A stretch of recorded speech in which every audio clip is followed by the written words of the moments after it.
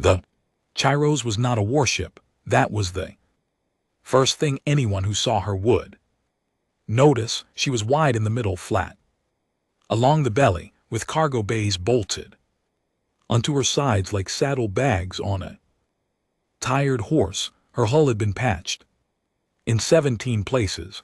Her engine cells were mismatched, one salvaged from a decommissioned scout vessel, one original, both old. She smelled inside of recycled air and burned coffee, and the particular kind of metal sweet that comes from a crew living close together in deep space for weeks at a time. She had 4 laser cannons, 2 were operational at full capacity, 1 fired at about 60% on a good day. The 4th had been locked in a diagnostic loop for 3 months and nobody had fixed it yet. She carried 47 people. Commander Yara Oe had commanded the Chiros for 4 years. She knew every creak of the hull, every hesitation in the engine cycle, every blind spot in the sensor array. She knew which crew members slept badly and which ones snored. She knew that Chief Engineer Dumensa ate his stress and had been going through the protein rations at twice the normal rate since they left Meridian Station. She knew that her youngest crew member, a 22-year-old nav operator named Priya Shen, still kept a photograph of her dog tucked under her console. The Kepler corridor was a long, relatively empty stretch of space between the human outer colonies and the neutral trade zones. It was used by supply runners, mail ships, science transports, and occasionally by the small patrol vessels that the Earth Space Service deployed to show presence. In the outer sectors, it was not glamorous. Nothing ever happened out there. That was what everyone said. OC was in the command chair reviewing supply manifests when the proximity alert fired. Not a soft ping, not a low priority flag, the full alarm, the one that meant something large had just dropped out of faster than light travel. Very close to them, then 3 more alarms all at once. 3 contacts, said Lieutenant Ferris from the sensor station. His voice was flat and practiced, but his hands were already moving fast across his board. Large, very large, dropping out of FTL, approximately 400 km off the port bow. OC set the manifest down. Configuration. Ferris was quiet for exactly 2 seconds, 2 seconds that felt longer than they should have. Both warships, Commander, Destroyer class, all 3. The bridge went quiet the way a room goes quiet when everyone stops breathing. At the same time, the Voth were not unknown to humanity. They had been in contact with human explorers and traders for decades. They were an old species, amphibian in origin, reptilian in evolution, cold-blooded in biology, and by most accounts in temperament.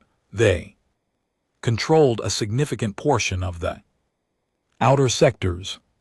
They did not trade with humans much, did not communicate more than necessary, and had made it quietly, but clearly understood that the Kepler corridor was space they considered adjacent to their territory. Adjacent, not theirs. Adjacent. The legal distinction had been argued about in diplomatic channels for years. 3 Vayath destroyers appearing 400 km off the port bow of a human supply ship was not a diplomatic argument. There, hailing us, said the comms officer, a woman named Ada, a young comm already recording. Open and OC said. The voice that came through was processed through a translation matrix which stripped most of the tonal quality out of it and left something flat and cold. The Vayath commander spoke in the clipped formal register that their military used for Official communications, there was no. Warmth in it, there was not meant to be. Human vessel, you are operating in restricted space, you will cut your engines, power down your weapon systems, and prepare to be boarded. Compliance will be rewarded with the safety of your crew. Resistance will not. That was it. No preamble, no explanation of what authority defined this space as restricted, no indication that this was anything other than a formality to be processed and completed. OC looked at the sensor display, 3 destroyers. Each one outmassed the Chiros by a factor of roughly 12. Each one was armed with weapons arrays that could reduce the Chiros to a debris field in under a minute if they chose. Ferris turned in his chair and looked at her. Mensa's voice came over the internal comm from engineering. Commander, I'm looking at what's out there. I know, she said. What are we doing? She thought about the 47 people on this ship. She thought about Priya's photograph. She thought about Mensa and his protein rations and his stress. She thought about the 11 people currently in the cargo bays doing inventory who didn't even know yet. She thought about what happened to crews that surrendered to Vayoth boarding parties. There were stories. They were not good stories. Ferris, she said, time to weapons lock on us from their current position. They're already locked. Commander, of course they were. A daze. Tell them we need 60 seconds to power down safely. Engine protocol requires gradual reduction or we risk a core overload. Adais looked at her. OC nodded. Once Ada opened the channel and delivered the message, her voice steady and professional. The Vayoth commander gave them 60 seconds. OC used 40 of them. Mensa, I need everything you have. To the forward thrusters, everything. Strip it from life support in the secondary bays. Strip it from the cargo stabilizers. Strip it from whatever you need to strip it from. A pause from engineering. Then, Commander, that's going to push us to. I know what it's going to do. Do it. She turned to the helm. Chin, when I give the word, full burn directly toward the lead ship. Ramming trajectory. Don't flinch. Helm. Operator Chen, 28 years old and from Chengdu, and usually the quietest person on the bridge, looked at her for a moment. Then he said, Yes, Commander. She hit the internal comm for the whole ship. All hands brace positions now. Do not ask questions. Brace. The 60 seconds ran out. The VOTH fired. The first strike hit Chiros along the port side and tore through 2 cargo bays like paper. The hull screamed. Alarms went from loud to deafening. The lights dropped to emergency red. OC felt the ship lurch under her and grabbed the arm of her chair and hold on. Full burn, she said. Now the Chiros lurched forward.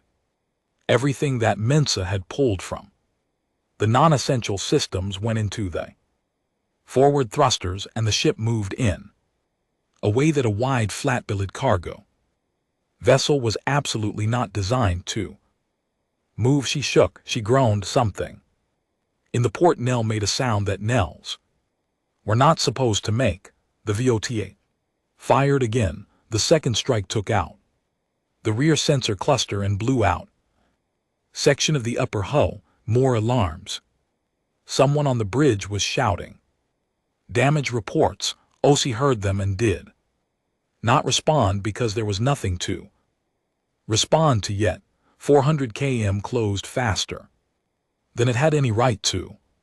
The Vayoth lead ship began to move, to turn, to bring its own thrusters into play to get out of the way of this battered, shaking supply vessel that was apparently trying to physically collide with it. They were not fast enough. The Chiros hit the Vayoth destroyer at a slight angle, which was actually better than a direct hit. Would have been, it dragged the bow of the human ship along the VTH vessels, midsection tearing through hull plating, and what sensor arrays could catch.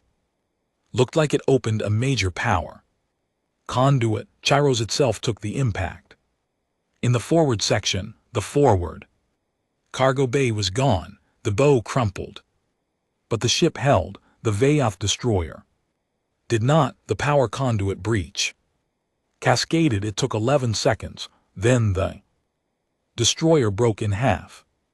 And then it was a cloud of metal and gas and debris, expanding slowly in all directions. Chiros was already inside that cloud. OC's hands were bleeding. She had gripped the chair arm through the impact, and the metal edge had cut her palms. She didn't notice until later. Mensa. Talk to me. Mensa's voice came back. Rough and shaken. We're alive. Hull breaches in forward section and the two port bays. Emergency seals are holding. Engines are commander. We are on fumes. We have about 30% thrust capability. Weapons, one cannon, the good one. Ferris, where are the other two ships? Ferris was pulling himself back into his seat, blood on his forehead from hitting his console during the impact. They've broken off. They're at approximately 800 km. Commander clears throat.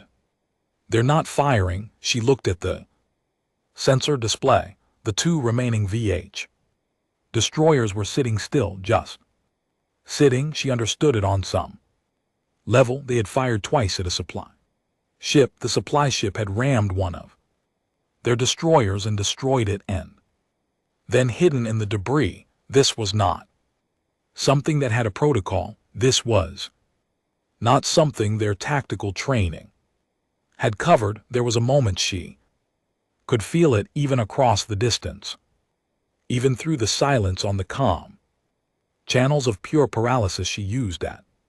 Ferris used the debris field. Everything that's big enough to give us cover. I need positions already on it. Mensa, I need those engines, whatever you have.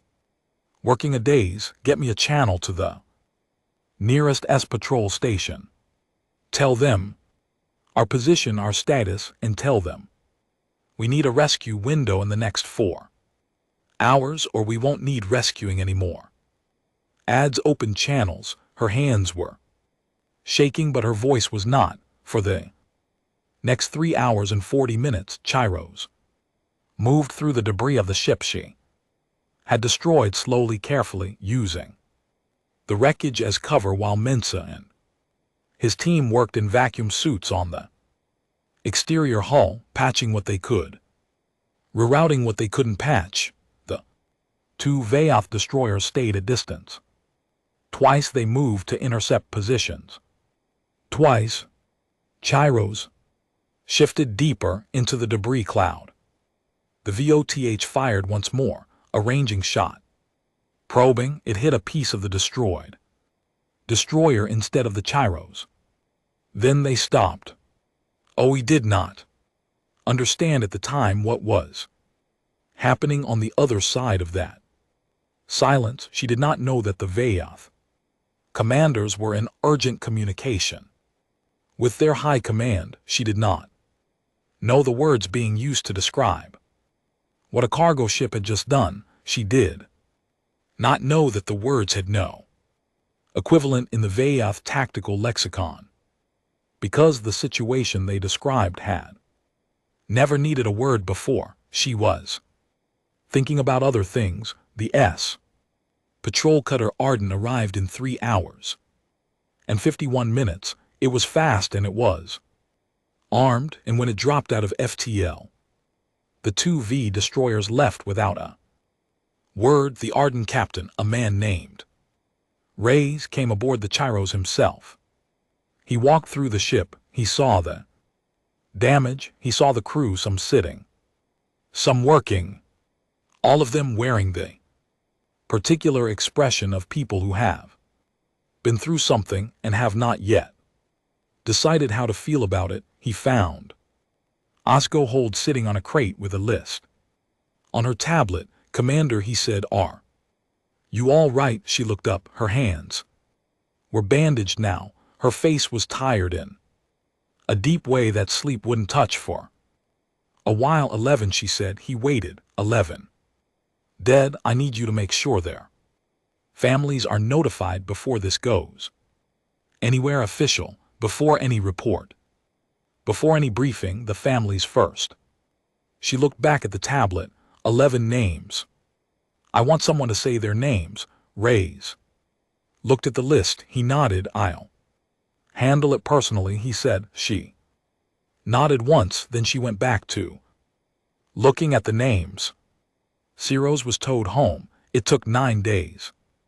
Along the way, Ray's filed his initial report. It was factual. It contained no editorializing. It stated what had happened in the Kepler corridor in plain language with sensor data attached.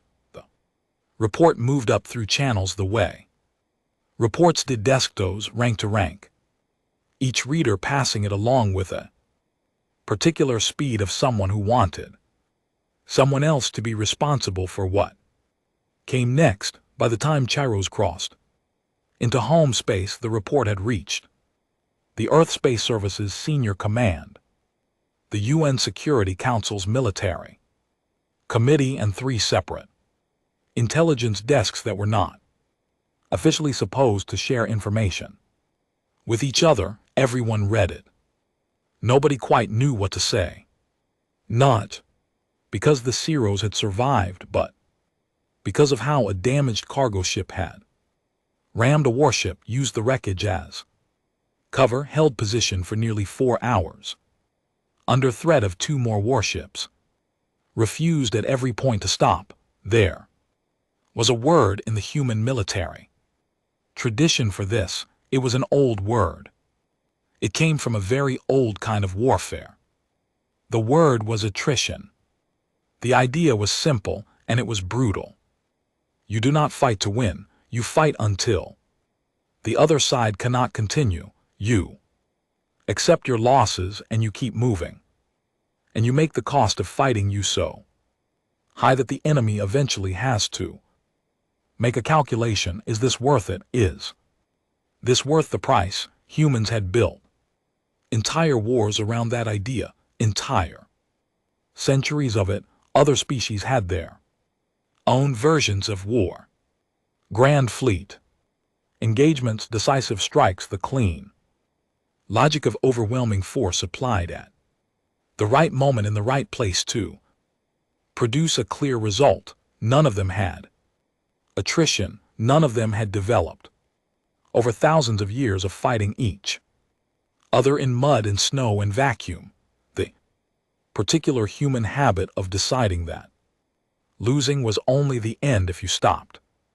In a medical bay on the Chiros, Commander Yara Oe sat with her tablet and her list of 11 names. She did not feel like a symbol. She felt tired and sad and angry in the way that lives under sadness, when the sadness is about something that should not have happened. She read the names. She would read them again tomorrow and the day after. She was still reading them when the first official communique from the VOD command arrived at the UN diplomatic office on Earth. It was not an apology. The report was supposed to be classified. Most things that were supposed to be classified in the outer sectors were not in practice classified at all. Space was large and lonely, and the people who moved through it, traders, pilots, diplomats, intelligence gatherers, drifters who called themselves independent contractors, had a long tradition of sharing information, because information was currency, and currency kept you alive. The VO filed their official incident report 4 days after the ambush. It was a military Document formatted in the VOTH command style, which meant it was dense and precise and stripped of anything that might read as emotional. It described the engagement in the Kepler corridor with clinical accuracy, the number of vessels involved, the exchange of fire, the loss of the destroyer Kesserin, the withdrawal of the remaining 2 ships. It did not say why the remaining 2 ships had withdrawn. That absence was in its own way louder than anything. The report actually said the Drenni intercepted at first. The Drenni were traitors by nature and by evolution, a small, quick-moving insectoid species with 6 limbs, excellent multitasking capability, and a cultural compulsion toward information gathering that their philosophers called wisdom and everyone else called nosiness. They had listening posts near every major transit corridor in the outer sectors, which was technically illegal under several accords and which nobody enforced because the drain's trade networks were too useful to everyone. Coordinator Steve Tan read the intercept in his station office on Drenni Hub 7, which was an unremarkable metal structure orbiting an unremarkable moon, and which was therefore exactly the kind of place where remarkable things got processed. Quietly he read it twice. Then he called his deputy in and told her to pull everything the Drenni information network had on human military engagements in the last 40 years. She came back 2 hours later with a data packet and a look on her face that Sean recognized. It was the look she got when something was interesting in a way that was also uncomfortable. The data packet was thinner than either of them expected. Humans had been in space for just over 200 years in any meaningful capacity. They had fought several wars among themselves during that time, kind of messy, grinding, long duration conflicts that seemed to characterize their species regardless of the theater. They had fought 3 minor engagements with non-human species. All 3 had ended in human victory. The pattern in all of it, once you knew to look for it, was the same. Humans did not win quickly. Humans did not win cleanly. Humans did not in the traditional military sense win decisively, not in the opening stages. They absorbed damage, they took losses, they kept coming, and at some point somewhere in the middle of the conflict, the math stopped working for the other side and started working only for the humans, and by then it was usually too late to recalculate. Sivan's deputy said, "Should we be concerned?" Steve Tun thought about the Drenni trade agreements that ran through the Kepler corridor. He thought about the fact that they currently had 3 commercial contracts with Vayoth adjacent companies. He thought about the Kesherin, which had been a destroyer reduced to debris by a supply ship. Yes, he said. Quietly, he canceled 2 of the 3 Vayoth contracts before the end of the day. The third he restructured to remove any dependency on Kepler corridor transit. He did it through intermediaries. He made sure there was no official Drenni government fingerprint on any of it. When the Vayoth trade liaison called 3 days later asking about the contract restructuring, Siv Tan blamed regulatory updates and spoke for 40 minutes about tariff schedules until the liaison gave up. The SU received the report later and differently. The SU were not a species given to urgency. They lived in the upper atmospheric layers of gas giants, enormous floating creatures that communicated through pressure waves and had a perception of time so different from most species that Their diplomatic communications often referenced events that had happened decades ago as if they were current. News they had achieved space flight through a long, patient process of engineering that had taken them approximately 800 years longer than most species, and they regarded this as entirely reasonable. They had, however, very good archives when the Sioux academic collective, the closest thing they had to a military intelligence body, processed the Kepler corridor incident. They did not consult tactical databases. They consulted historical ones. The SU had been cataloging other species for a very long time. They had records of human history that humans themselves had partially lost, gathered from intercepted transmissions and long-range observation and the occasional direct contact. They had records going back to humanity's first radio transmissions, that strange initial burst of electromagnetic noise that had announced the species to the wider galaxy before the species even knew the galaxy was listening. One of the SU archivists, a collective member who had been studying humans specifically for 60 years, which was not considered an unusual specialization among the SU, surfaced the word was attrition. Archivist explained it to the collective, not the dictionary definition, but the practical one. The way it had worked in human history, the wars it had shaped, the outcomes it had produced. The archivist explained that humans had fought wars lasting years, decades, in some cases generations, without stopping. That human military history was full of engagements that other species would have categorized as defeats, being reclassified by the humans who survived them as temporary setbacks. The collective was quiet for a long time after that. So quiet was different from other species' quiet. It had texture to it, weight. Then one of the elder members said, "They have no concept of an acceptable loss threshold." The archivist said, "They have the concept, they simply set it higher than any other species we have cataloged." Another silence. How high? The archivist took a moment. Our models suggest that the threshold in the context of a sufficiently motivated human population engaged in a conflict they perceive as existential or as a matter of justice approaches total.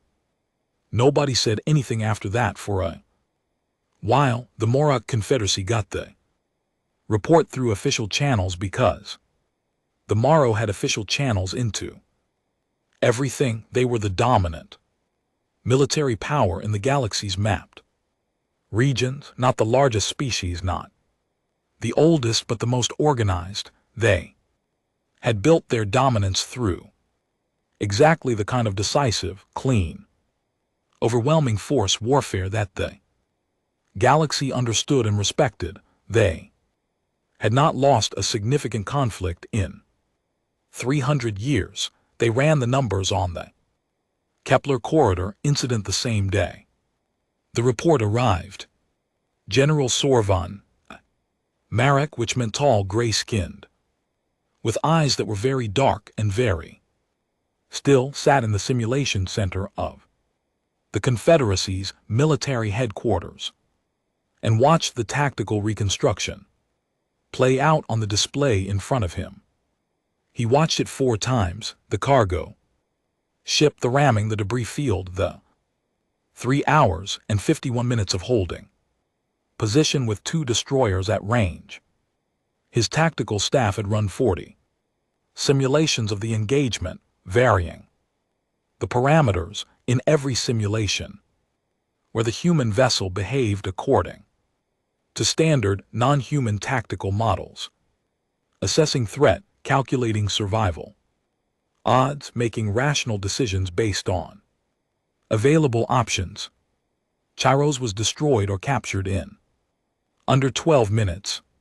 The simulations where the human vessel behaved the way it had actually behaved produced different results, not always survival but always, in every single run, significant cost to the attacking force. His chief analyst, a young Morrow named Ressa, stood beside him and said, "The problem isn't the tactics, sir. The tactics are improvised. The problem is the decision framework." Sorvan looked at her.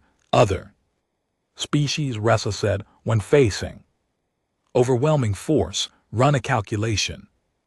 Resources available versus threat versus probability of survival. When the calculation returns a negative result, the logical action is surrender or withdrawal. The calculation takes fractions of a second. It happens automatically, and humans." Ressa pulled up a display, Human Military History. It was a long display. Humans run the calculation too, but the variable they weigh differently is the survival probability threshold for most species. When survival probability drops below approximately 30%, withdrawal or surrender is the automatic response. It's evolutionary. A species that fights to the death against impossible odds doesn't survive long enough to become a spacefaring civilization, Sorvan said. But humans did. Humans did our best. Analysis suggests their survival probability threshold, the point at which they stop fighting, is situation dependent. In conflicts they perceive as defensive or as matters of what they call honor or justice, the threshold drops dramatically. In some documented cases, she hesitated. In some documented cases, it appears to approach zero. Sorvan looked at the display, at the long list of human conflicts, at the ones that had lasted decades, at the casualty figures that would have ended any other species war effort in the first year. They don't stop, he said. Not a question. They stop when they win, Ressa said, or when there is genuinely nothing left to fight with, and even then. She pulled up one more file, an old one, a human engagement from early in their spaceflight history against a pirate collective that had been larger, better armed, and better positioned. Human force had lost 60% of its ships in the first engagement. They had come back with the remaining 40% in one. Even then, Ressa said, they tend to find something. Sorvan was quiet for a moment. Then he said, "What does the Vayoth communicate to human diplomatic channels say?" His aide standing by the door said, "Demand, sir. Session of the Kepler corridor, formal acknowledgement of Vayoth territorial claims and reparations for the loss of the case." Varen, Sorvan looked at the aide for a moment, then he looked back at the display. "Reparations," he said, "for the ship they lost in the ambush they initiated." "Yes, sir." A long silence. "Draft a preliminary communication to the Human Diplomatic Office," Sauron said. "Unofficial back channel. Acknowledge the incident. Nothing else yet. Just open the line." Ressa looked at him. "You think this is going to escalate?" "I think," Sorvan said carefully, "that the Vayoth have made an error in calculation, and I think the nature of the error is that they calculated against a species they did not understand, and I would very much prefer to not be standing next to them when the bill comes due." He looked at the reconstruction one more time. The gyros broken and slow moving through the debris of the ship it had destroyed. 2 warships at range not firing. He thought about what it must have looked like from inside those destroyers. This battered, impossible thing still Moving, still refusing, he thought about the word Ressa had found in the human military archive attrition. He thought about what it meant to be on the receiving end of a species that had built a whole philosophy of warfare around the idea now of refusing to stop. In a small trading post on the edge of the neutral zone, a Drenny pilot named Hanrech was having a drink with a Moro cargo inspector and a human freighter captain named Ollie, who had been running the Kepler routes for 20 years. The Drenny pilot had heard about the Chiros. The Marek inspector had heard about the Chiros. The human captain had not heard about the Chiaros, because the official report was still technically classified and nobody had told him yet. They told him. He listened to the whole thing without speaking. The ambush, the ramming, the debris field, the 3 hours and 51 minutes, the 2 Vayoth destroyers that had just sat there, not knowing what to do. When they finished, he was quiet for a moment. Then he said, "Yeah, that sounds about right." The Drenny pilot stared at him. "That sounds about right." The human captain shrugged. He finished his drink. "You mess with a human ship, you get a human response. OC's a good commander. Her crew trusted her. That's what that is." He set his glass down. "What did the Voth send to our diplomatic office?" The Mura inspector told him about the communique, the demands, the reparations. The human captain was quiet again for a moment. The Drenny pilot, who had been around humans long enough to read their silences a little, felt something move across the back of his carapace. It was a feeling he associated with noticing that something large and dangerous was in the room, and he had only just looked up. The human captain said. His voice was calm, not angry, not loud, just certain. The way you were certain about things that were simply true. He paid for his drink and left. The Drenny pilot and the Morak inspector sat in silence for a moment. Then the Morak inspector said, "How long do you think before this becomes a war?"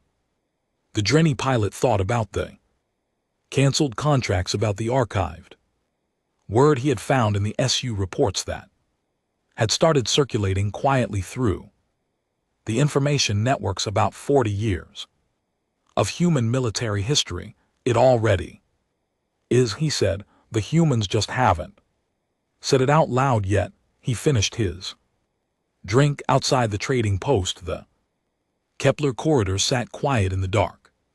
Between stars, the debris of the KZ Varan was still drifting through it, slow and cold, spreading further apart with every hour, and somewhere in the neural networks of 40 different intelligence services on 20 different worlds, the data was being processed and filed and forwarded and discussed.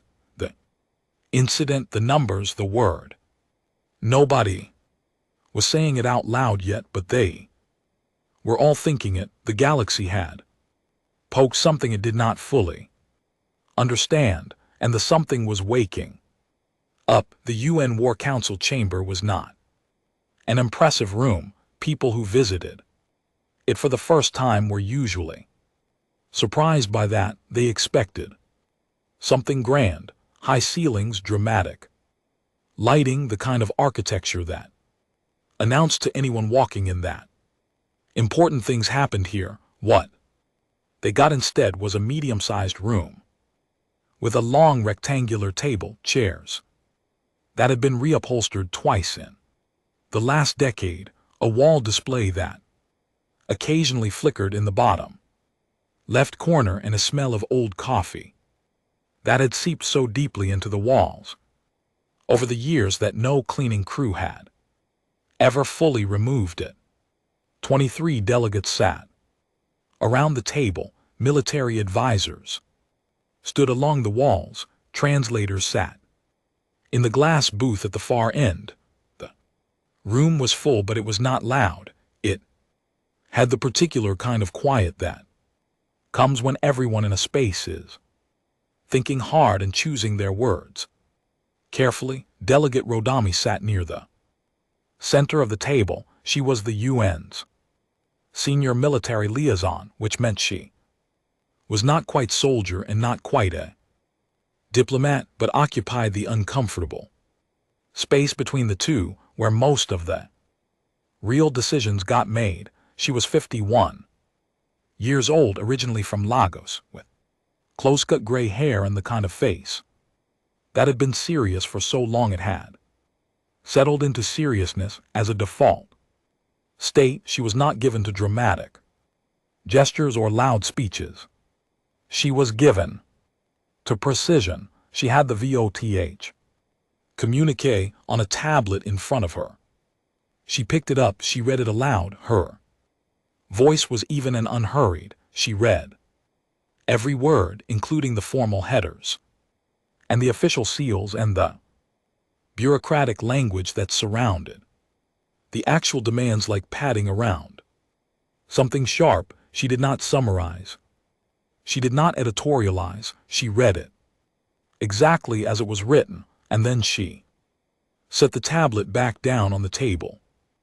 The room was quiet. The communique demanded three things. First, formal human withdrawal from the Kepler corridor, with the corridor to be recognized as VAF adjacent territory under VH jurisdiction.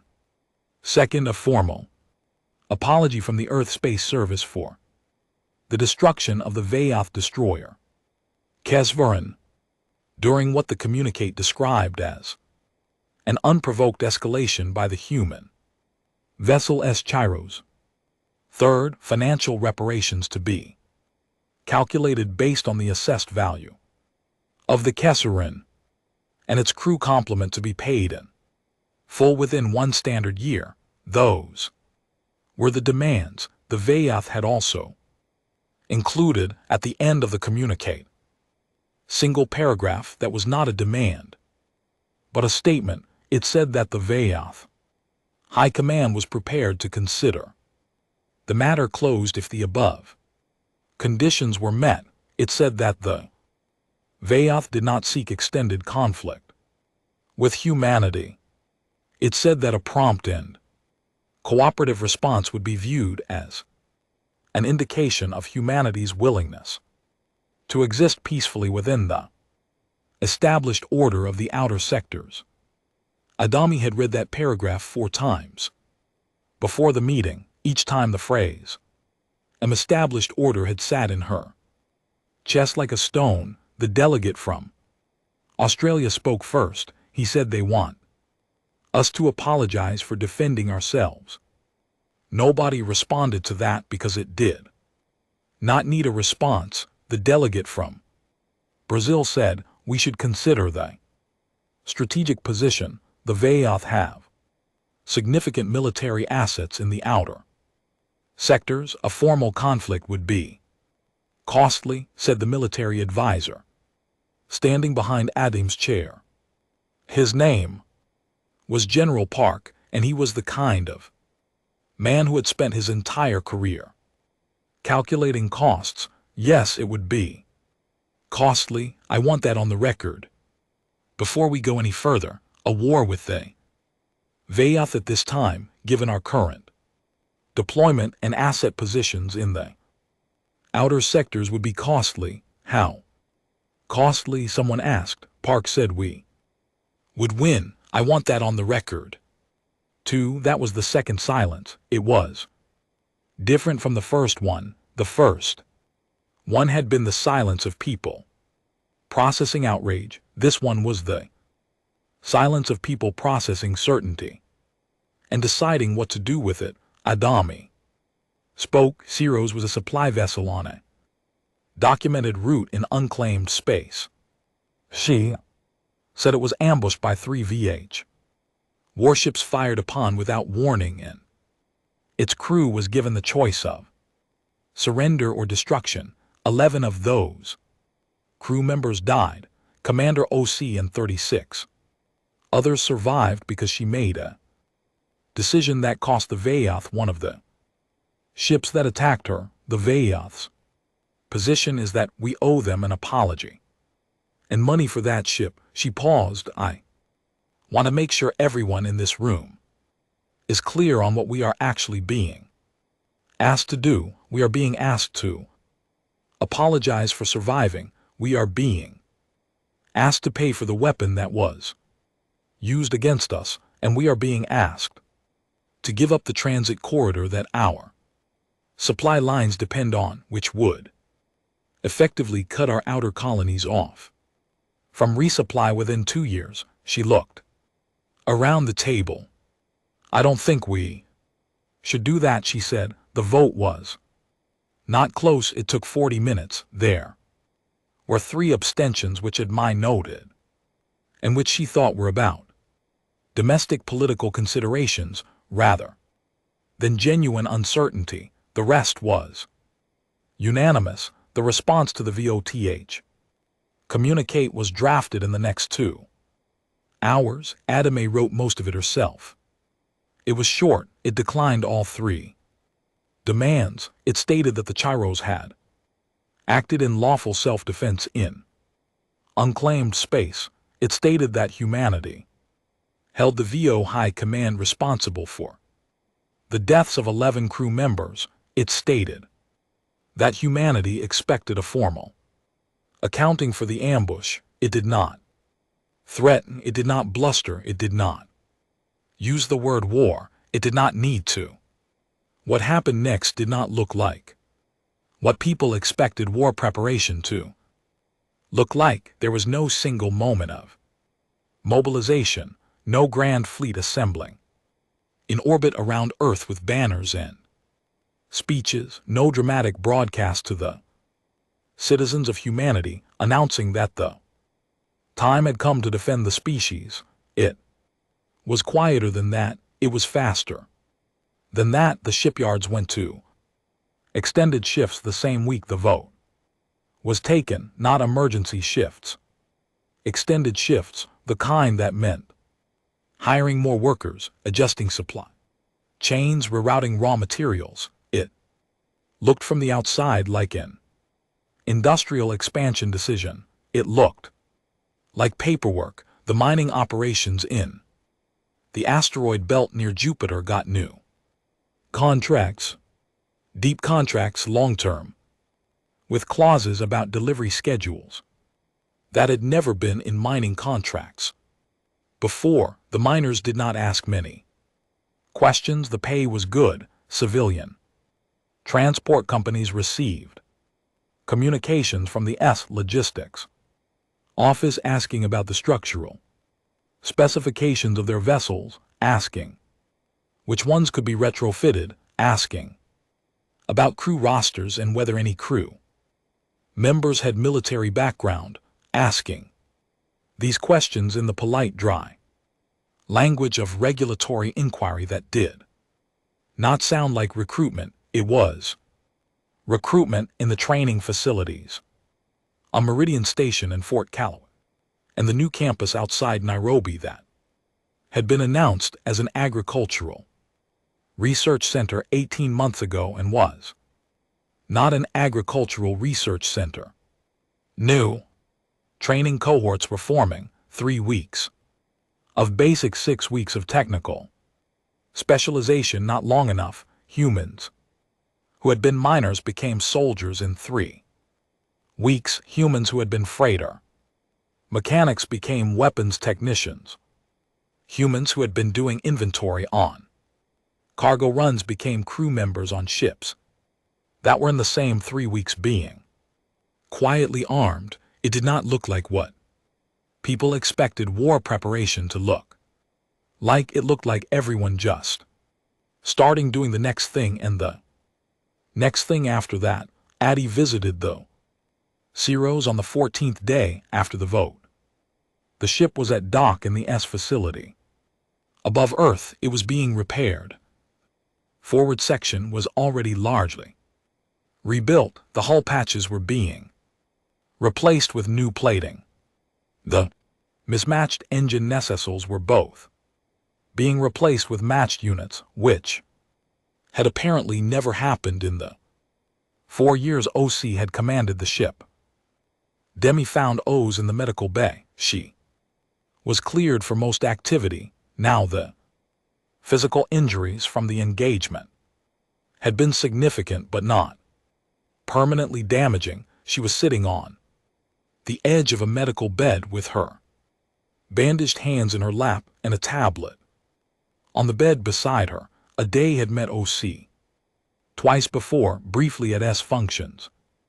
She remembered a woman who was straightforward and not much for small talk and had the particular quality of competence that didn't need to announce itself. She looked tired now, tired. The specific way of someone who had been sleeping fine but hadn't rested in 2 weeks, Commander Adami said. Oi looked up. Delegate Adami sat down in the chair beside the bed. She did not bring in aid. She did not bring a recording device. I wanted to tell you directly, she said, before you hear it through official channels. The council voted. We're not meeting the VAF demands. OC was quiet for a moment. What does that mean? It means what you think it means. We're mobilizing. It'll take time. Months before we have meaningful force projection in the outer sectors, but it started. OC looked at her hands. Could it have been stopped? Adami considered the question honestly. It deserved an honest answer. Possibly, she said, if we had met the demands, given up the corridor, paid what they asked, apologized. She paused. But you and I both know what that would have meant for the next incident and the one after that. OC nodded slowly. They chose the answer, a day said, when they ambushed a supply ship and then sent us a bill for the trouble they made. The calculation for us. OC looked up at her. Her eyes were steady, not angry, or not only angry. There was something under the anger that Adami recognized, because she had seen it in the mirror lately, a kind of weight, the weight of knowing what was coming and having no way to make it lighter. 11 people, OC said. I know. Make sure it matters. Whatever happens next, make sure their 11 names are in the official record. The declaration, in whatever document starts this, not a footnote. The reason held her gaze. They will be, she said. I'll write them in myself. The formal declaration went out 3 days later.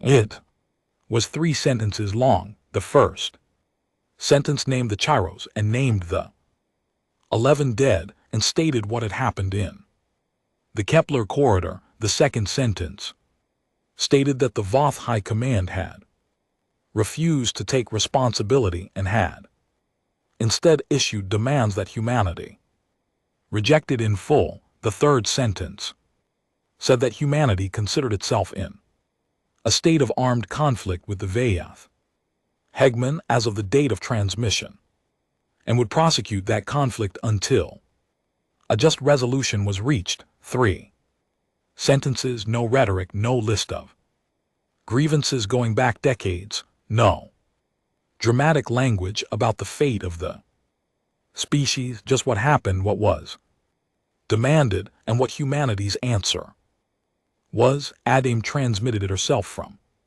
the UN Communications Office at 300 hours Earth Standard Time. She sat in the quiet of the office after it was done. The building was largely empty at that hour. The lights were low. The coffee she had brought in 3 hours ago was cold. She thought about OC reading her list of names. She thought about the shipyards running double shifts, miners signing contracts, the freighter mechanics learning weapon systems, all of it already moving, already in motion. The vast slow machinery of human mobilization turning over and beginning to grind. She thought about the Va, Kamaman, and the phrase established order and the assumption. Behind it, the assumption that humanity would calculate the cost and decide it was too high, that the rational response to overwhelming force was compliance, that the Chiros had been an anomaly rather than a sample. They had not understood what they were looking at. The Drenni ambassador received the declaration at IO 400 hours and immediately locked his station. The SU Collective received it and updated their historical archives with a new entry. The entry was not long, the date, the 3 sentences, a note that said, conflict initiated by non-human. Aggression, human response predictable. In type underestimated, in scale, C. Attrition doctrine of C also. Historical precedents 147, the morrow.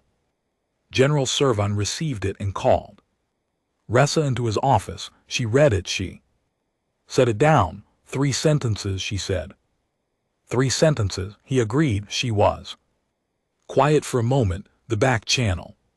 Communication you sent to the human diplomatic office, have they responded? Not yet, they were busy. He looked at the declaration on his desk. They will. Through every diplomatic channel in the map sectors of space, the declaration. Move desk to desk, screen to screen. Translation matrix to translation. Matrix, getting rendered into 17. Languages processed by 40 intelligence. Services discussed in rooms that ranged from grand to unremarkable, the VO high.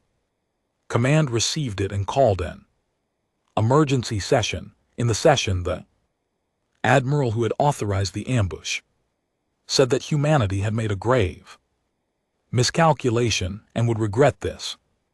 Response.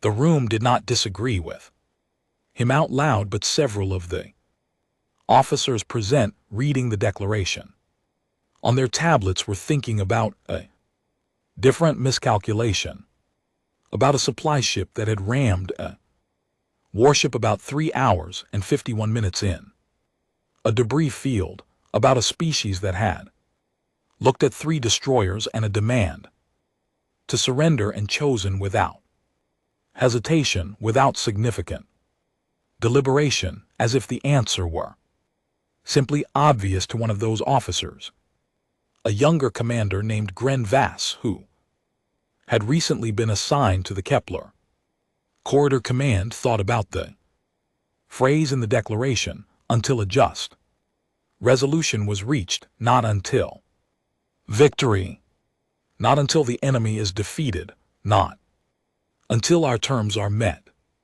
until a just resolution. He did not know enough about humans to fully understand the distinction. He would learn. Commander Grenvas had fought 11 engagements in his career. He had won all 11. This was not unusual for a V. Officer of his rank, the Vayoth military, selected for competence rigorously and promoted slowly, and the commanders who reached his level had by definition demonstrated consistent results. Grenvas was not a brilliant tactician. He was a thorough one, which in his experience was better. Brilliant tacticians made inspired decisions. Thorough tacticians made correct ones. He had been assigned to the Kepler Corridor Command 6 weeks after the Chiros incident. The assignment came with a briefing that was longer than most and a set of orders that were clear on paper and less clear in practice. Hold the corridor. Demonstrate Vayoth presence. Be prepared to repel human incursion. The briefing had included the tactical reconstruction of the Chiros engagement. Grenvas had studied it carefully. He had noted the ramming, the debris field tactic, the 3 hours and 51 minutes. He had filed it under anomaly. Single vessel, desperate action under extreme duress, not representative of human military doctrine. This was a reasonable conclusion. A single incident was not a pattern. He would revise that conclusion later. His force in the corridor consisted of 4 destroyers, 2 cruisers, and a command vessel. 6 weeks of sitting and waiting in the long dark of the Kepler corridor, supply runs, maintenance cycles, the particular boredom of military presence operations, which required you to be ready for something that was probably not going to happen, while making it clear to anyone watching that you were ready. The humans came on a Tuesday. Grenvas would remember that detail later for no particular reason. It was a Tuesday by the human calendar, which his ship's computer helpfully converted because it tracked all major species timekeeping systems. They dropped out of FTL at 7 different points simultaneously. Not one fleet, 7 groups, each group appearing at a different position around the corridor's approach envelope, at distances ranging from 300 to 800 km. Each group consisting of between 4 and 9 vessels. Grenvas looked at the sensor display and felt something that his people called breath, a word that translated roughly as the cold moment of understanding that a situation is not what you assumed it was. He counted the contacts, 41 human vessels against his 7. This was not unexpected in terms of numbers. The humans had been mobilizing. Intelligence had estimated they would commit significant force to retaking the corridor. Grenvas had planned for numerical disadvantage. Vayoth warships were individually more capable than human vessels. Training was better. Weapons technology was comparable, perhaps slightly in the Vayoth favor. Ratio of 2 or even 3 human ships per VH vessel was manageable. 41 to 7 was not the problem. The problem was the composition. He had expected human warships, military vessels, the S destroyers and cruisers that his intelligence files described in detail. What his sensors were showing him was more complicated. There were military vessels in the human force. Yes, about a third of them. The rest were something else. Modified freighters with weapons platforms bolted to their cargo frames. A mining hauler with what looked like 3 torpedo launchers welded to its forward section. Something that had once been a passenger transport and now had an entire flank covered in point defense emplacements. They were not uniform. They were not elegant. They looked, if Grenvas was being honest, like they had been assembled in a hurry by people who were very determined and not particularly concerned with aesthetics. He opened a channel to his fleet. All ships formation Keth 7, engage at will. Prioritize the military vessels, the converted civilian craft or lower threat. This was the reasonable assessment. A converted freighter was not a warship. He revised that assessment 11 minutes later. The human military vessels came in first, fast, direct, aggressive. They pushed straight at the Vayoth formation and drew fire.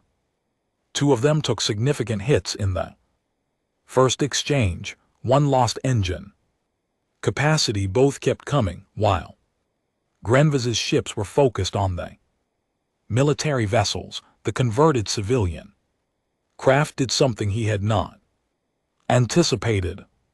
They didn't attack, not at first. They moved to positions, specific positions spread out across the engagement space in a pattern that his tactical officer spent 40 seconds analyzing before she said, "Commander, they're establishing a perimeter." A perimeter for what? For us, he looked. At the display, she was right. The converted civilian vessels were not engaging aggressively. They were positioning themselves to cut off retreat vectors. Each group of them covered a different exit angle from the corridor they were with, their improvised weapons and their bolted-on torpedo launchers sealing the space. It was not elegant. The individual ships were not threatening, but collectively, as a net, they were going to be a problem. The two damaged human military vessels, the ones that had taken significant hits in the first exchange, did not fall back, one of them trailing atmosphere from a hull breach, pivoted and came around for a second pass. The other one, which had lost most of its engine capacity, was being covered.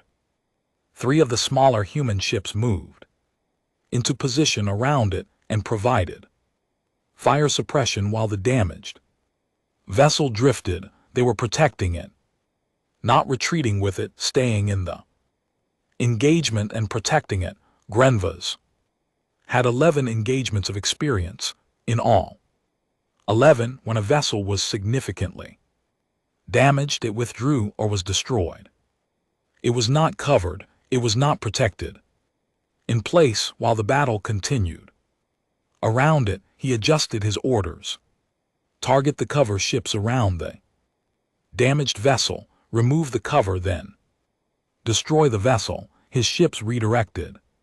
Fire. The cover ships took hits. 2 of them took serious damage. They did not withdraw. 2 more moved in to replace the ones that were damaged, and the ones that were damaged moved to slightly less exposed positions and kept firing.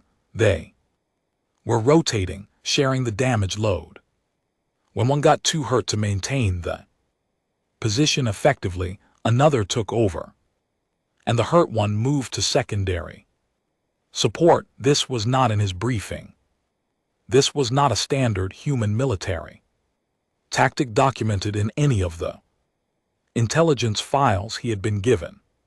It had the feel of something improvised, a decision made on the fly by people who were working with what they had and had decided collectively without any apparent coordination. He could observe that they were not going to let that damaged ship die alone.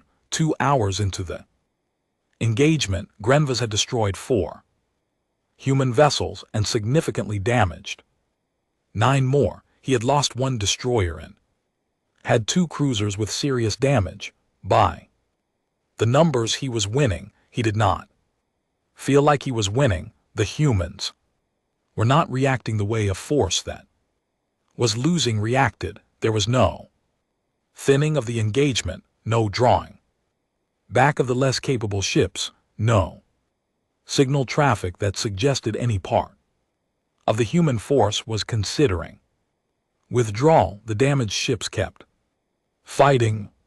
The ships covering the damaged ships kept covering them. The perimeter vessels maintained their positions. He had destroyed 4 vessels. 41 minus 4 was 37.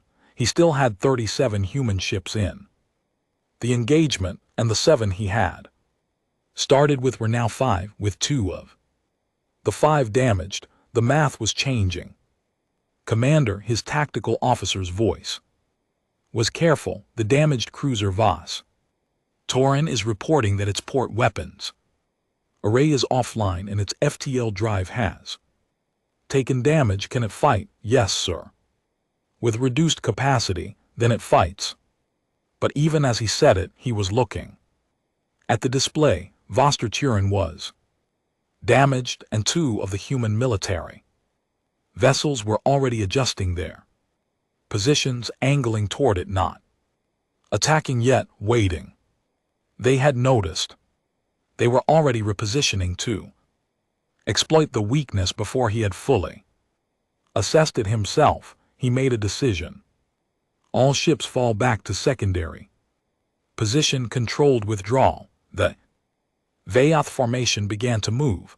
Grenvas watched his ships pull back in good order, maintaining coherence, covering each other's withdrawal the way they had trained to. The humans followed, not chasing. He had expected chasing, an aggressive pursuit that would stretch his retreating ships and give him the opportunity to turn and engage on better terms. Chasing was what you did when the enemy withdrew. It was tactically simple and often effective. They didn't chase. They heard it. The human force moved, with his retreat matching his withdrawal speed, maintaining pressure, but more importantly moving to close the angles the converted civilian ships at the perimeter were repositioning as he moved, staying ahead of him, cutting off exit vectors one at a time. He could still reach his secondary position if he pushed speed. Vostorin couldn't push speed if he left Vashtorin behind, and the humans would take it if he stayed at the Vashtorin's speed. The human net would close around all of them before he reached his position. He had been herded here smoothly, without a dramatic tactical master stroke, just patient collective movement that had taken 41 ships and turned them into a shape that pointed directly at his problem. He turned to his communications officer. "Get me emergency FTL, sir. Vashtorin, I know."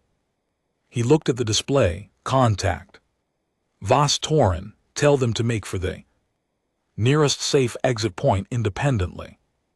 They have emergency FTL capability." "Marginal, sir. They can get one jump." "Then they take it now." Vostorin jumped. Gone. The rest of his fleet pushed speed and pulled back. The human net was not quite closed. There was a gap, a narrow one, covered by two of the converted civilian vessels. His cruiser Wrath Khan opened fire on both of them, chewed through them with concentrated fire, and the gap held long enough for the Vayoth formation to pass through it. They were out. His fleet reassembled at the secondary position, ragged and diminished. Grenvas sat in the command chair and looked at the situation. "Report."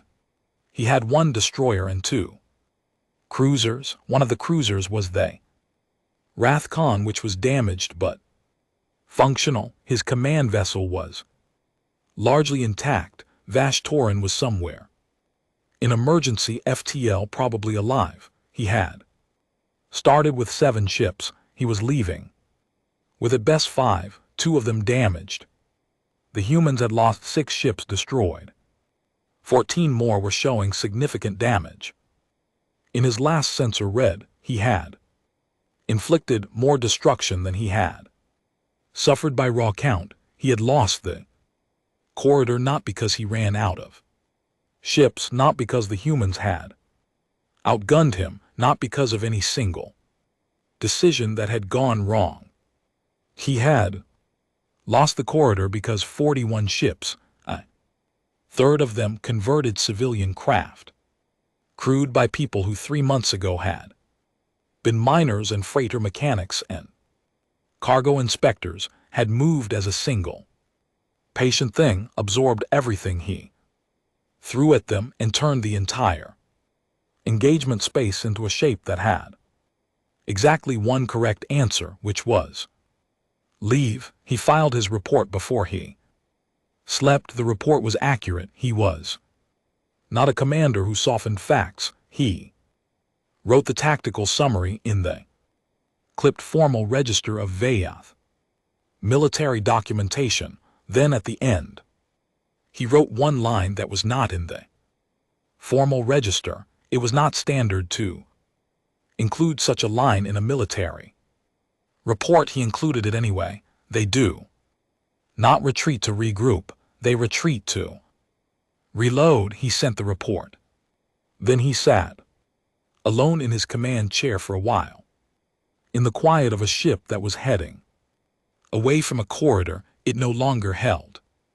He thought about the mining hauler with the torpedo launchers welded to its front. He thought about the damaged human vessel that had been covered and protected for 2 hours by ships rotating in and out of danger positions. He thought about the way the perimeter had moved with him, ahead of him, patient and deliberate. He thought about the gyros which had rammed a destroyer and, hidden in the wreckage, he had filed that under anomaly single vessel. Desperate action. It was not an anomaly. It was a sample in the Merrick Confederacy's observation post on the edge of the neutral zone.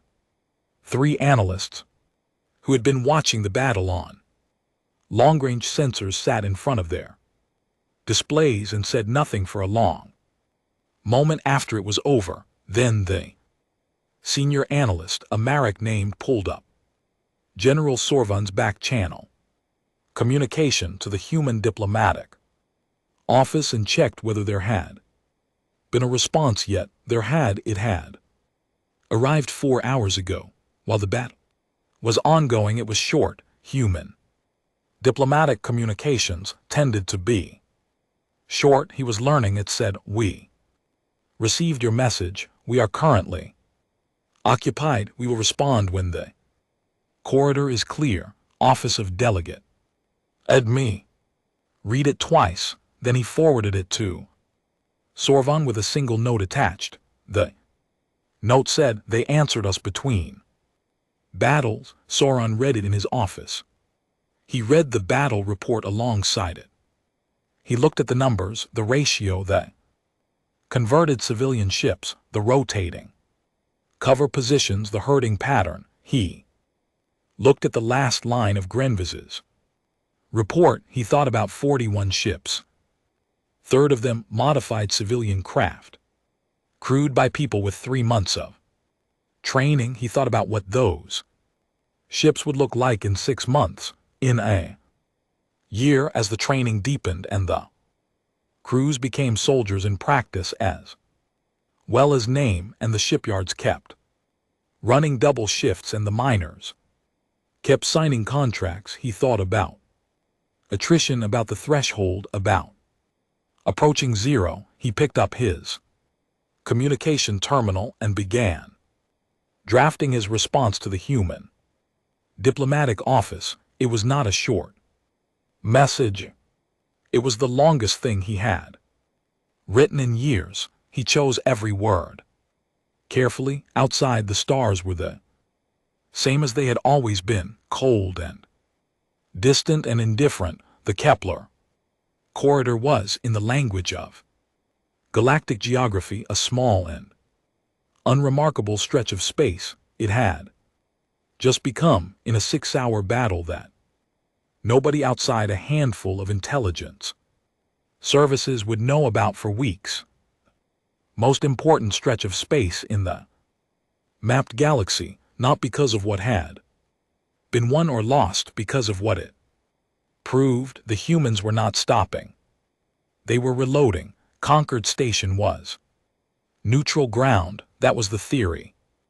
Anyway, in practice, neutral ground in the map sectors meant a place where everyone was uncomfortable equally, which was close enough to fairness that it had held for 200 years. The station was old, older than human space flight, built and maintained jointly by 7 species under a treaty that had required 11 years of negotiation and was still argued about in academic circles. It sat at the intersection of 4 major transit lanes, which made it inconvenient to attack and expensive to avoid. It smelled of recycled air and 17 different species food and the particular staleness of a place that was always occupied and never truly anyone's home. The meeting room that had been assigned for this particular gathering was on the station's 4th level, midway between the Marrow diplomatic suite and the Vayath guest quarters, which was either a coincidence of logistics or a Deliberate piece of symbolic positioning, depending on how suspicious you were. Feeling, the room had a long table. Chairs designed to accommodate 4 different body configurations, a wall. Display that was currently dark. A picture of water. Adami arrived first. She arrived alone. No aid, no military escort, no second delegate to share the weight of the room. She came in with a tablet under her arm and a carry bag over one shoulder, and she looked to the station attendant, who showed her in like someone who had slept on a transport and not particularly well. She set her tablet on the table. She poured herself a glass of water. She sat down and waited. General Sorvan of the Marek Confederacy arrived 8 minutes later, with 2 aides who took up positions against the wall and did not sit. Sorvan himself sat across the table from Admi. He was tall, even-seated, gray-skinned, with dark, still eyes that had the quality of deep water, not empty but difficult to read the depth of. He said, "Delegate Admi, thank you for coming." She said, "General Sorvan, thank you for the back channel. It was useful." They looked at each other across the table. For a moment, 2 people who had been watching the same events from different angles and had ended up through the logic of those events in the same room. The Vayoth emissary arrived 14 minutes after that.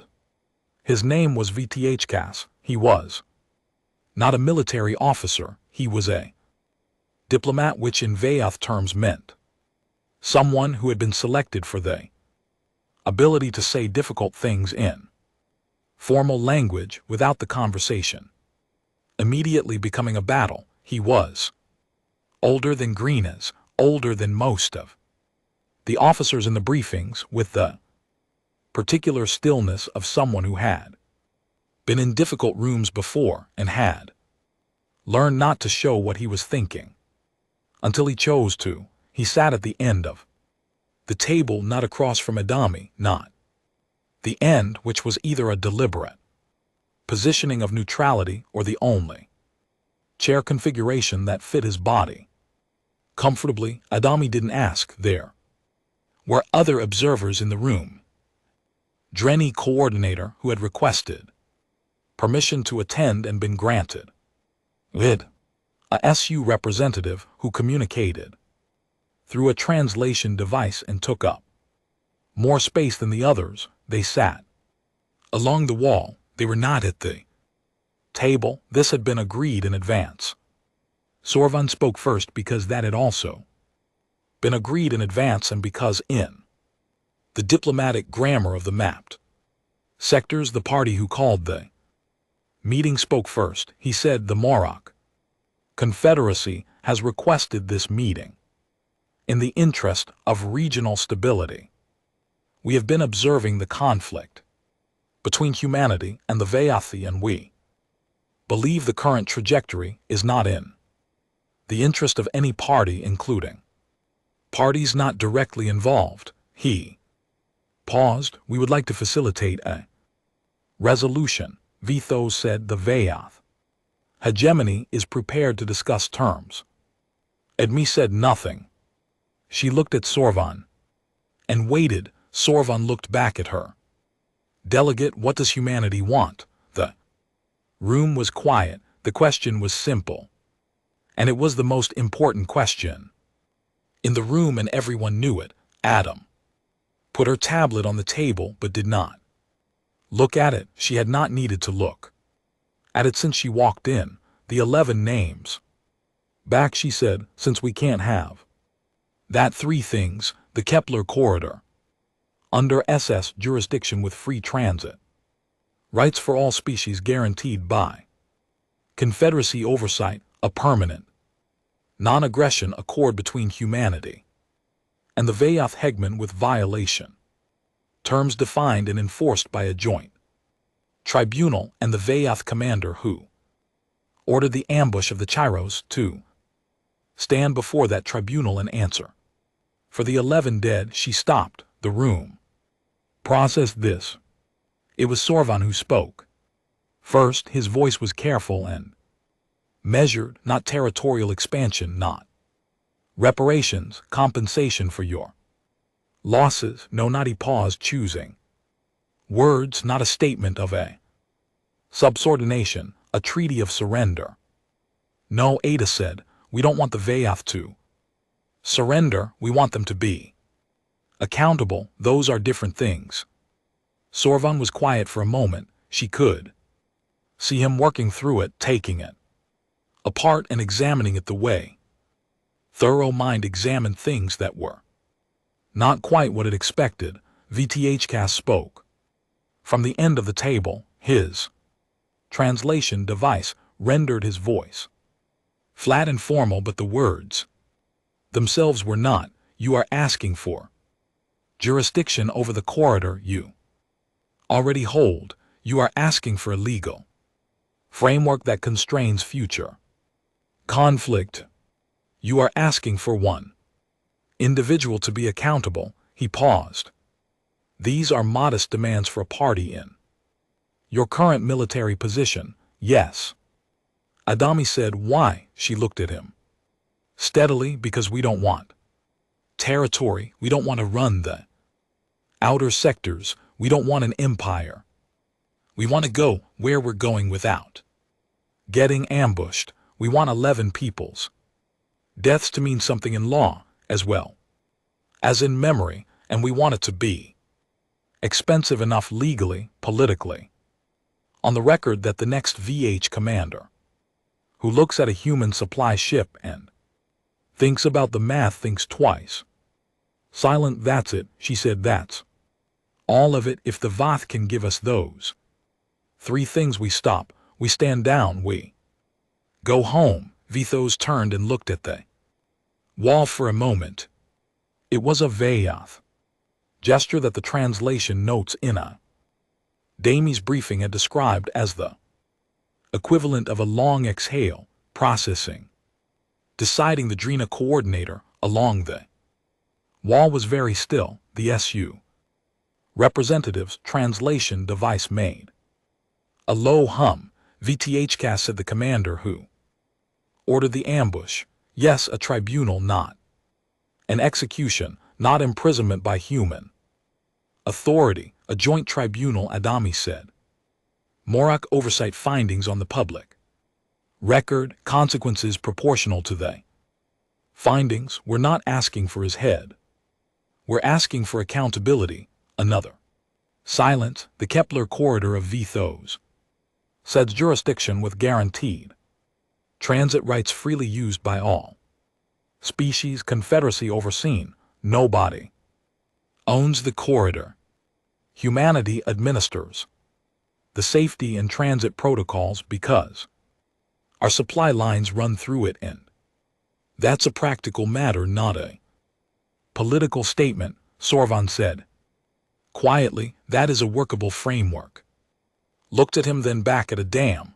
I need to transmit this to high command, he said. I know, she said. Take the time you need. She picked up her glass of water and leaned back in her chair, not performing ease, just waiting the way she had been waiting since the Ceros came home. VTHcast transmitted. High command deliberated for 4 hours. Adem stayed in the meeting room. Sorv's aides brought food at some point. She ate without much attention to what it was. Sorvan himself left briefly and returned. They talked in the empty hours of waiting about things that were not the negotiation, about transit lane administration, about the SU's archival program, about nothing in particular. It was the kind of conversation that happens in rooms where people are waiting for something and have decided to be human about the wait. At one point, Sorvan said, "Can I ask you something directly?" "Yes." "Your declaration, 3 sentences, no rhetorical preamble, no statement about the future of humanity or the cost of Aggression, he paused, was that. Deliberate, yes, why, Adami thought. About it for a moment, because we weren't making a speech, we were answering a question the Vayath asked us. Whether we would accept their terms, we said no, everything else would have been extra. Sorvan looked at her. Most species in your position would have written a document. We had a document. She said the sensor data from the Chiros, that was the document. The declaration was just our answer to theirs. He was quiet for a moment. You're not what we expected, I know, she said. We're not what we expected either. Sometimes, High Command's response came back in 4 hours and 20 minutes. Thos returned to the table. He sat down. He placed his own tablet in front of him. He said the Vothji accepts the corridor framework and the non-aggression accord under Confederacy oversight. A pause. The tribunal for Commander Vestino, the officer who ordered the ambush. The hegemony accepts, in principle, with the condition that the tribunal findings be binding on all parties and that the process is administered by Confederacy judicial authority with VOTH and human representation. Agreed, Adami said. She had not needed to think about it. There is one additional condition from the hegemony. She waited a joint statement, acknowledging that the conflict is concluded and that no further military action will be taken by either party. From the date of signing, no ongoing claims. A clean. She thought about Osi, about the list of names, about whether a clean clothes was what those 11 names deserved, or whether it was the thing that made their deaths mean something, rather than just mark the start of something longer and worse. Agreed, she said, with the condition that the joint statement names the 11 dead. Specifically, their names are in the document, not a reference to casualties, not a number. Their names. Bethkas looked at her for a moment. Agreed, he said. The accord was signed 3 days later. The signing was not public. There would be a formal announcement, a public version of the document, a ceremony of some kind that the diplomatic offices would arrange in the following weeks. But the signing itself happened in the same unremarkable room on the 4th level of Concord Station, with the same people and the same picture of water and the wall display that was still dark. Adem signed for humanity. Sorvan signed as Confederacy witness and guarantor. VTHCAS signed for the Vayath Hegman, the Drenny coordinator, and the SU representative signed as additional observers. The Drenny coordinators' signature was very small and very careful. The SU representatives was a pressure wave rendered through the translation device into a mark that looked like a topographic contour line. Nobody made a speech. The documents were transmitted to the relevant authorities. The room was cleared. Oe was on the Chiros when she heard the ship was fully repaired. Both engine cells matched now. The forward section was rebuilt with new plating that was slightly lighter in color than the rest of the hull, which the crew had taken to calling the Scar, affectionately the way you named things that had been through something with you. The 4 laser cannons were all operational, including the 4th one, which had been in diagnostic loop for 3 months before the ambush and had been fixed during the repair cycle along with everything else. Almost as an afterthought, she was on the bridge, not doing anything specific, just sitting in the command chair, which she did sometimes when the ship was docked, and quiet because the chair had become the place she thought best. Her Communications panel chimed, an official. S channel. She opened it. The message was from a dam's office, short, direct. The accord is signed. The corridor is ours. The tribunal is scheduled. Their names are in the document. A OC read it. Twice. She had a piece of paper in the pocket of her uniform. She had been carrying it since the engagement. She took it out and unfolded it. The paper was worn at the folds now. The handwriting was hers, put down in the medical bay of the Ardent, while Rhea stood beside her and waited. 11 names. She read them, all of them, slowly, the way she had been reading them since the day. She wrote them down, not as a ritual of grief exactly, though it was that too, as a practice of memory, because memory was the only jurisdiction that mattered for the dead, and she had appointed herself responsible for maintaining it. She folded the paper and put it back in her pocket. Priya Shen appeared in the bridge doorway. The young nav operator, 22 years old, who had survived the engagement and had gone home on leave for 2 weeks after and come back and said nothing about either the going or the returning, and had simply sat back down at her station and been there. Commander, she said, is it over? OC looked at her. The fighting is over. Shen nodded slowly. Is that enough? It was a real question, not rhetorical. Shen was 22 and had survived something, and had lost colleagues, and was trying to understand what the shape of the thing was, now that the acute part was done. Ozzy thought about it honestly. It's what we can have, she said. The corridor is ours. There's accountability on the record. Their names are in the official documents. She paused. It's not everything. It's not them back, but it's not nothing. Shen looked at her for a moment, then she nodded once, the way young people nod when they are accepting something that is true but not satisfying. Okay, she said. She went back to her station. Osi sat in the command chair for a while longer.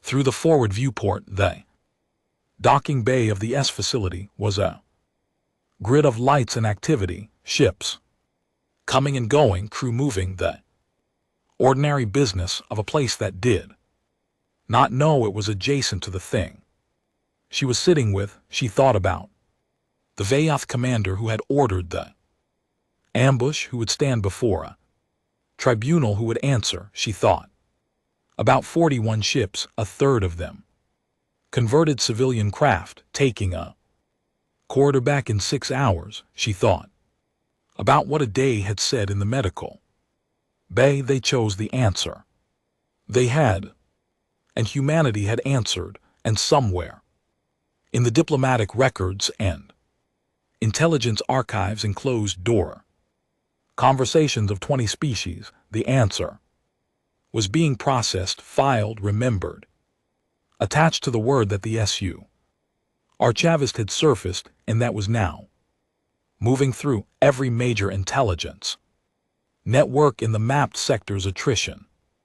Not a threat, not a boast, just a fact about what humans were and what they did when pushed.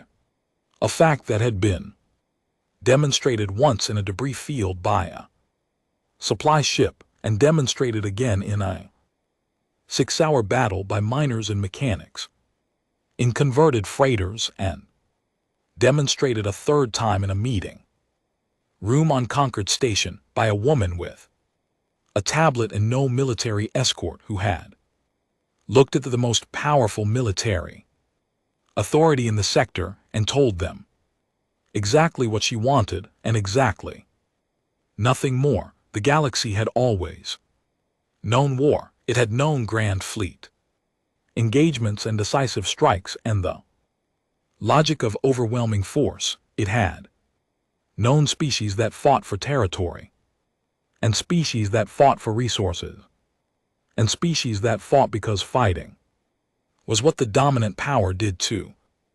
Demonstrate that it was dominant. It had not known this particular, stubborn, grieving, mathematical, absolute version of it, this refusal to stop that was not rage, not hot, not dramatic, not the explosion of a species, pushed too far and finally snapping. Just the cold, steady, patient turning of something that had decided it was not done. The galaxy would not forget.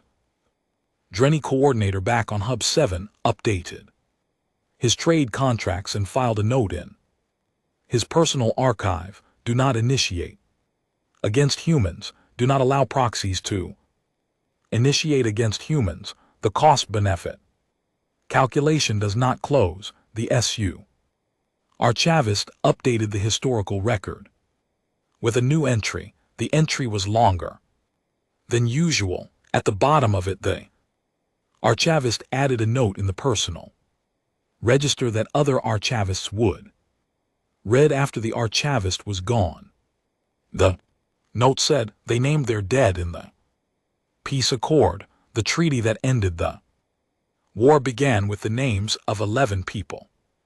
This is the thing to understand about them. They do not fight for territory or ideology or dominance. They fight because someone died, and the death has not yet been answered. As long as it is unanswered, they continue. The way to end a conflict with humans is not to defeat them, it is to give them an answer they can live with. We should be careful never to ask them a question we are not prepared to answer. For and in the S facility above Earth, on a repaired ship with a pale scar on her forward hull, Commander Yara Oi sat in her command chair as the docking bay lights moved and shifted around her, and kept the paper with 11 names in her pocket, where it had always been.